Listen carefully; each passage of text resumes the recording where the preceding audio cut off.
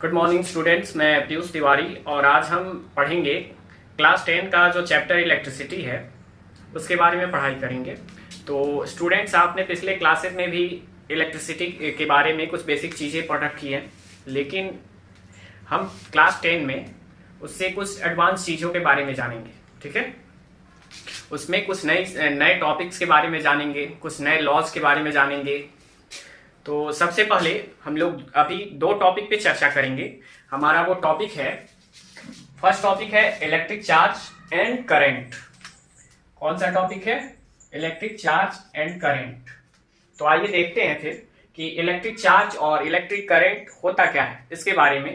तो it is a controllable and convenient form of energy, यानी कि इलेक्ट्रिसिटी जो है वो controllable and convenient form of energy, जिसको कि हम लोग नियंत्रित कर सके। ठीक है, जिसको हम लोग कंट्रोल कर सके। और ये इलेक्ट्रिसिटी जो है हमारे लिए काफी सुविधाजनक है, तो ये कन्वीनियंट फॉर्म ऑफ एनर्जी भी है। ठीक है, उसके बाद से अब आते हैं हम लोग इलेक्ट्रिक चार्ज पे कि इलेक्ट्रिक चार्ज जो है क्या होता है। तो जैसा कि देन स्टूडेंट्स, नेक्स्ट टॉपिक जो है हमारा इलेक्ट्रिक चार्ज। तो इलेक्ट्रिक चार्ज के बारे में क्या जानते हैं कि इलेक्ट्रिक चार्ज जो है एक फिजिकल एंटिटी है, यानी कि भौतिक इकाई है। ठीक है, तो इसमें क्या होता है कि किसी भी बॉडी के ऊपर अगर एक्सेस इलेक्ट्रॉन या इलेक्ट्रॉन्स की डिफिशियंसी हो जाए, यानी कि इलेक्ट्रॉन्स की संख्या बढ़ जाए या इलेक्ट्रॉन्स की संख्या कम पड़ जाए, तो उस कंडीशन में क्या होता है कि वो बॉडी इलेक्ट्रिकली चार्ज हो जाती है। ठीक है, और इसी को हम लोग बोलते हैं इलेक्ट्रिक चार्ज। ओके, तो ये जो इलेक्ट्रिक चार्ज है हमारे, इलेक्ट्रिक चार्ज भी दो तरह के होते हैं। एक निगेटिवली चार्ज बॉडी, कोई भी बॉडी निगेटिवली चार्ज होता है, और दूसरा जो पॉजिटिवली चार्ज होता है। कोई भी इलेक्ट्रिक चार्ज या तो निगेटिव होता है या पॉजिटिव होता है, यानी कि चार्ज जो है दो तरह के होते हैं। पहला हमारा नेगेटिव चार्ज और दूसरा पॉजिटिव चार्ज। तो अब देखिए, ये नेगेटिव चार्ज जो है ये कैसे पैदा होते हैं। तो a body is said to be negatively charge. कोई भी बॉडी किस कंडीशन में निगेटिवली चार्ज कही जाएगी? इफ इट गेन इलेक्ट्रॉन्स, यानी कि ये इलेक्ट्रॉन्स को अगर गेन कर रहा है तो उस कंडीशन में वो बॉडी निगेटिवली चार्ज मानी जाएगी। जैसे कि एग्जांपल के लिए हम लोग एक एबोनाइट रॉड को लेकर के उस पे फर पे क्या करें कि रब करें। ठीक है, जो मुलायम बाल वाले पीलो होते हैं फॉर एग्जांपल, तो उससे क्या होगा कि उसमें, उस बॉडी में, यानी कि एबोनाइट रॉड में चार्ज पैदा हो जाएगा, और वो चार्ज कौन सा होगा? नेगेटिव चार्ज होगा। ठीक है, उसके बाद से next positive charge. Negative charge में हम लोग क्या देख रहे हैं कि यहाँ पे इलेक्ट्रॉन्स गेन हो रहे हैं। ठीक है, लेकिन जब पॉजिटिव चार्ज जब प्रोड्यूस होता है तो उस कंडीशन में क्या होते हैं कि इलेक्ट्रॉन्स जो है वो लूज होते हैं। ठीक है, यानी कि बॉडी जो है इलेक्ट्रॉन को लॉस करता है। ठीक है, उस कंडीशन में पॉजिटिव चार्ज प्रोड्यूस होते हैं। ठीक है, तो a body is said to be positively charge if it loses electrons. Okay, इसके लिए एग्जांपल में देखिए, a glass rod rubbed with silk cloth acquires positive charge, यानी कि एक ग्लास रॉड को जब हम सिल्क कपड़े से रब करते हैं, ठीक है, तो वहां पे क्या होता है कि ग्लास रॉड में जो कुछ चार्ज पैदा होता है, और वो चार्ज जो है कौन सा चार्ज है? पॉजिटिव चार्ज है। ठीक है, तो ये चीजें, इतनी सारी चीजें हम अच्छे से समझ पा रहे हैं कि इलेक्ट्रिक चार्ज क्या है। उसके बाद से चार्ज दो तरह के होते हैं। आगे देखेंगे कि the SI unit of electric charge is coulomb. Electric charge का जो SI यूनिट होता है वो क्या होता है? कूलम होता है। ठीक है, and it is denoted by capital C। इसको हम लोग कैपिटल C से कहीं पे भी डिनोट करेंगे। उसके बाद से अब हमारा नेक्स्ट पॉइंट जो है वो है quantization, principle of quantization of charge. तो देखिए ये principle of quantization of charge क्या होता है, the total charge acquired by a body. मान लीजिए कोई बॉडी है, वो कितने मात्रा में चार्ज, कितने मैग्नीट्यूड का चार्ज अपने ऊपर एक्वायर कर रही है, ठीक है। उस चार्ज को हम लोग इंडिविजुअली, ठीक है, मान लीजिए कि किस 1 इलेक्ट्रॉन, ठीक है, 1 इलेक्ट्रॉन पे कितना चार्ज होता है, तो -1.6 मल्टीपल 10 का पावर -19 कूलम, ठीक है। इतने मैग्नीट्यूड का चार्ज इस पे होता है, ठीक है। तो इसको जो है हम लोग इसको हम लोग 2 से डिवाइड नहीं कर सकते हैं, यानी कि इसको हम लोग बांट नहीं सकते हैं, ये अविभाज्य होता है, ठीक है। तो यही बात यहाँ पे कही जा रही है, the total charge acquired by a body is an integral multiple of magnitude of charge on single electron, okay. और यही होता है, this principle is called quantization of charge, okay. तो नेक्स्ट आइए देखते हैं कि एक इलेक्ट्रॉन पे हमारा जो चार्ज होता है वो क्या होता है, इतना होता है -1.6 मल्टीपल 10 का पावर -19 कूलम, ठीक है। उसके बाद से चार्ज ऑन n लिखेंगे कि मान लीजिए कोई बॉडी है, चार्ज ऑन n बॉडी है, ठीक है। तो उस पे अगर चार्ज पता करना हो कि कितने मैग्नीट्यूड का चार्ज उस पे लगेगा, ठीक है, चार्ज प्रोड्यूस होगा, तो उस कंडीशन में हम क्या करेंगे कि Q इज इक्वल टू, यहाँ पे Q मीन्स चार्ज, ठीक है, Q is equal to N into E, ठीक है। बॉडी के ऊपर, N बॉडी के ऊपर जो चार्ज लगेगा, ठीक है, N इंटू E, और उसके बाद से ये जो सिंगल 1 इलेक्ट्रॉन पे जितने मात्रा में चार्ज होगा उसको E के जगह पे N के साथ मल्टीप्लाई कर देंगे, ठीक है। और उसके बाद से next magnitude of charge on 1 proton, ठीक है। अब देखिए कि हम लोग सबसे फर्स्ट टॉपिक जो देखे हैं वो क्या था कि जिस कंडीशन में इलेक्ट्रॉन्स गेन हो रहे थे, तो उस कंडीशन में क्या हो रहा था, नेगेटिव चार्ज प्रोड्यूस हो रहा था, ठीक है।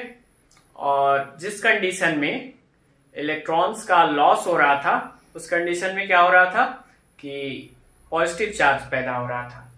तो यहां पे देखिए कि magnitude of charge on 1 proton, ये क्या होता है, ये पॉजिटिव होता है, बट यहाँ पे इलेक्ट्रॉन क्या होता है, निगेटिव होता है। तो 1 प्रोटॉन पे कितना चार्ज होता है, तो ये होता है सेम चार्ज होता है, लेकिन यहाँ पे प्लस हो जाएगा। और अगला पॉइंट जो है वो है इलेक्ट्रिक करंट, ठीक है। क्या है, इलेक्ट्रिक करंट। इलेक्ट्रिक करंट के बारे में हम लोग क्या देखेंगे कि it is defined as the rate of flow of electric charge through any cross section of conductor in unit time, okay.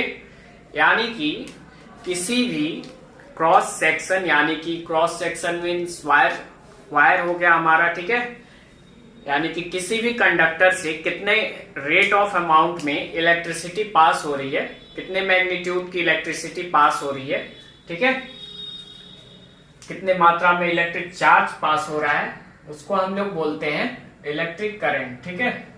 Simple सा है, electric current, it is defined as the rate of flow of electric charge through any cross section of conductor in unit time, okay। अब देखिए अगर Q amount का charge, ठीक है, if Q amount of charge through a conductor in T time, अगर Q amount का charge किसी conductor से T टाइम में पास किया जा रहा है, तो वहां पे हम लोग इलेक्ट्रिक करंट जो है फाइंड आउट कर सकते हैं। उसको कैसे करेंगे? तो इलेक्ट्रिक करंट फाइंड आउट करने के लिए चार्ज अपॉन टाइम कर देंगे। ठीक है, हमारा चार्ज दिया गया है, क्या है? Q। ओके, एंड टाइम भी है T।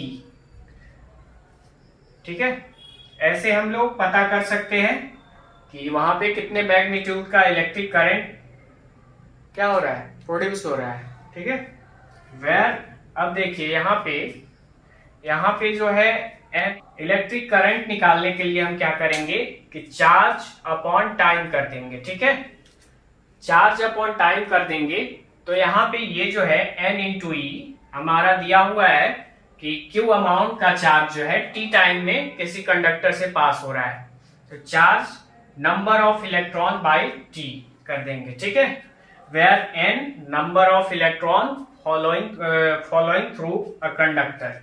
ये जो N है हमारा, ये नंबर ऑफ इलेक्ट्रॉन। ठीक है स्टूडेंट्स, अब हम देखेंगे कि इलेक्ट्रिक करंट का जो SI यूनिट होता है, the SI unit of electric current is ampere. Okay, it is denoted by capital A।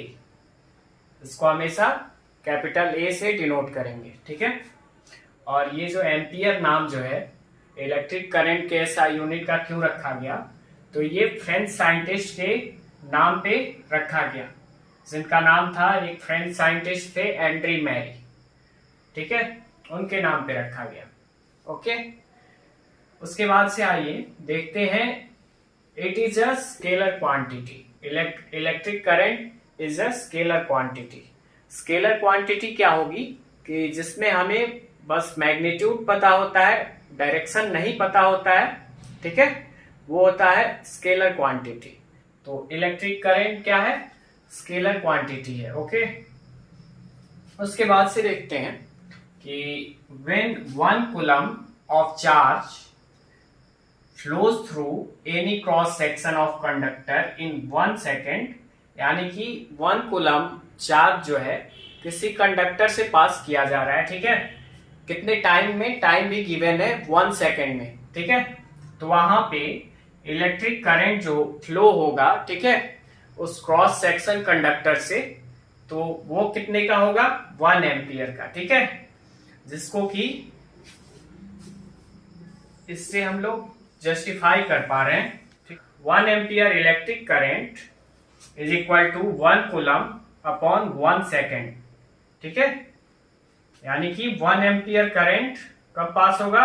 1 coulomb charge, जब 1 कूलम चार्ज 1 सेकेंड में किसी क्रॉस सेक्शन से पास होगा, तो वहां पे 1 एम्पियर, उस क्रॉस सेक्शन में 1 एम्पियर का जो है इलेक्ट्रिक करंट फ्लो होगा। ठीक है, उसके बाद से देखिए स्टूडेंट्स कि जो स्मॉलर यूनिट होता है, स्मॉलर यूनिट इलेक्ट्रिक करंट का, ठीक है, वो क्या होता है? वो होता है मिली एम्पियर। ओके, तो अब देखते हैं डायरेक्शन ऑफ इलेक्ट्रिक करंट, कि इलेक्ट्रिक करंट का डायरेक्शन क्या होता है, यानी कि दिशा क्या होती है। तो इसमें हम लोग क्या देखते हैं, the direction of electric current is taken as taken opposite to the direction of flow of electrons, यानी कि इलेक्ट्रॉन्स का फ्लो जिस डायरेक्शन में होता है उसके डायरेक्शन में इलेक्ट्रिक करंट जो है फ्लो करता है। इलेक्ट्रॉन्स का फ्लो मीन्स नेगेटिव चार्ज, यानी कि नेगेटिव चार्ज का फ्लो जिस डायरेक्शन में होता है उसके जस्ट अपोजिट हमारा इलेक्ट्रिक करंट जो है वो फ्लो करता है सर्किट में। ओके, उसके बाद से देखिए, in an electric circuit the current flow from positive terminal to the negative terminal, यानी कि इलेक्ट्रिक सर्किट में जो इलेक्ट्रिक करंट है वो पॉजिटिव टर्मिनल से नेगेटिव टर्मिनल की ओर फ्लो करता है। ठीक है, तो ये हम लोग जान गए क्या, डायरेक्शन ऑफ इलेक्ट्रिक करंट। ठीक है, उसके बाद से है कि electric current is measured by a device is called ammeter. Ammeter एक डिवाइस होता है, ठीक है, जो कि इलेक्ट्रिक करंट मेजर करता है, ठीक है।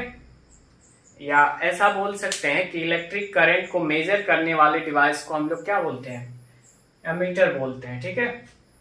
ये डिवाइस बहुत ही लो रेसिस्टेंस होता है, ठीक है, यानी कि अपने थ्रू बहुत अधिक से अधिक मात्रा में जो है इलेक्ट्रिक करंट पास होने देता है, उसको बोलते हैं लो रेसिस्टेंस, ठीक है। तो एमीटर जो होता है लो रेसिस्टेंस डिवाइस होता है, और ये जो है हमेशा सीरीज में कनेक्ट होता है उस डिवाइस के साथ जिसका कि हमें क्या मापना है, इलेक्ट्रिक करंट मेजर करना है, उसके साथ ये हमेशा सीरीज में कनेक्टेड होता है। ओके।